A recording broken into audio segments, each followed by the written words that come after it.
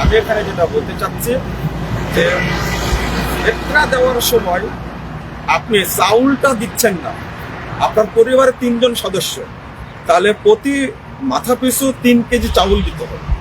3 KG চাউল যদি হয় তাহলে 3 জনের 9 কেজি হবে।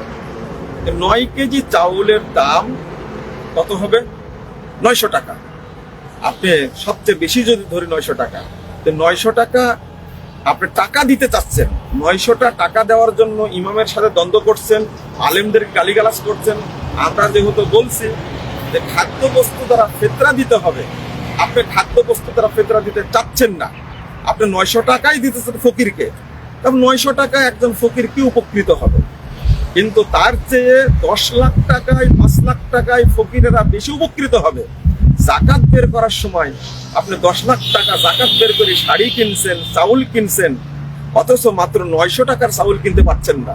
মনে রাখবেন, ফিতরা টাকা দেয়া দিলে আদায় হবে না।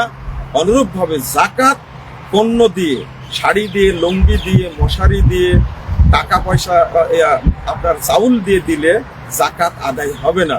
জাকাত আদায় হতে হবে, না হলে বরকত হবে না। আশা করি বুঝতে পেরেছেন।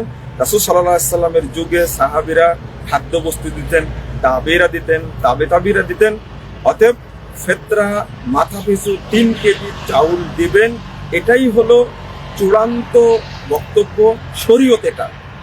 2টা খেয়াল করবেন, আপনি আল্লাহর সাথে প্রতারণা করবেন না। ফিতরার ক্ষেত্রে মাত্র 900 টাকা দিবেন আপনি, টাকা যেটা খাদ্যবস্তু দেওয়া ফরজ।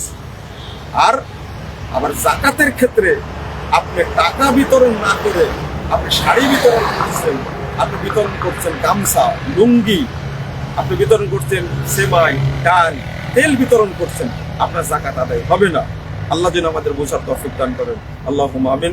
আসসালামু আলাইকুম ওয়া রাহমাতুল্লাহি ওয়া বারাকাতুহু।